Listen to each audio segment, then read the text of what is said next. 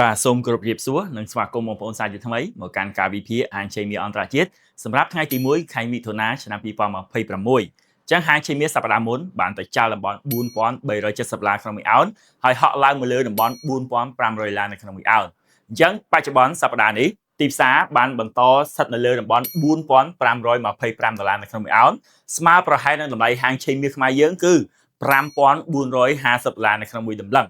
ឬក៏$545នៅក្នុងមួយជីបាទអញ្ចឹងទិសដៅរបស់មាស trend នៅពេលបច្ចុប្បន្ននេះសម្រាប់ time frame 1ម៉ោងយើងឃើញថាចាប់ផ្ដើមមានសញ្ញា bullish ទៅវិញហើយប៉ុន្តែមិនទាន់ confirm 100%ទេលុះត្រាតែអាច break តំបន់4580ឬក៏4600មកលើទើប confirm ថាមាសផ្លាស់ប្ដូរទំនោរទៅជា uptrend អញ្ចឹង4ម៉ោងស្ថិតនៅ sideways តែ1ម៉ោងចាប់ផ្ដើមមានសញ្ញា bullish មកវិញតែ time frame daily នៅតែរក្សា bearish ដដែលបាទអញ្ចឹងថ្ងៃនេះតំបន់ជួញដូរយើងមានតំបន់ទិញនិងលក់ដូចខាងក្រោមទី1តំបន់ទិញក្នុងករណីដែលទីផ្សារ retrace មករកតំបន់សំខាន់របស់យើងគឺ support 4500មកកាន់តំបន់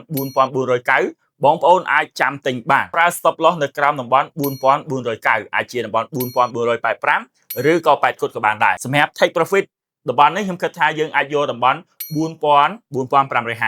អញ្ចឹងតំបន់ទិញទី2គឺជាតំបន់ support កាលពីសប្តាហ៍មុនដូចគ្នាដែលមាសចុះទៅហើយបាន reject គឺតំបន់4460មកកាន់តំបន់4450អញ្ចឹងតំបន់នេះក៏ជាតំបន់ល្អនៅក្នុងការទិញដែរព្រោះពេលទីផ្សារទៅដល់ក៏បាន respect បាទអញ្ចឹងតំបន់ទិញទី3របស់យើងគឺជាតំបន់ដែលទីផ្សារធាក់ជើងតែម្ដងសប្តាហ៍មុនគឺតំបន់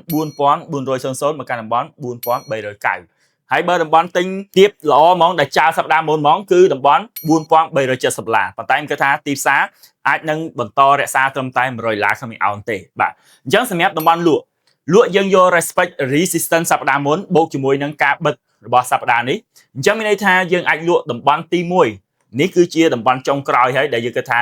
ទីផ្សារសម្រាប់ down trend អញ្ចឹងតំបន់នេះខ្ញុំគិតថាបងប្អូននៅអាចរកចាំលក់បានដដែលគឺតំបន់4580ទៅកាន់តំបន់4590ហើយសប្តាហ៍មុនយើងឃើញថាទីផ្សារឡើងដល់តំបន់នេះបាន reject ចំនួនច្រើនដងមែនទែនបាទអញ្ចឹងតំបន់លក់ទី2គឺជាតំបន់4640ទៅកាន់តំបន់4650អញ្ចឹងតំបន់នេះនៅតែល្អនៅក្នុងការលក់ទេព្រោះវាជា structure មួយដែលទីផ្សារធ្លាក់ចុះមិនបាន respect ក្នុងករណីទីផ្សារផ្លាស់ប្ដូរទៅ uptrend តំបន់នេះខ្លាយទៅជាតំបន់ first retracement អញ្ចឹងខ្ញុំគិតថាល្អមែនតើសម្រាប់ការលក់ហើយតំបន់លក់ចុងក្រោយគឺតំបន់4690ទៅកាន់តំបន់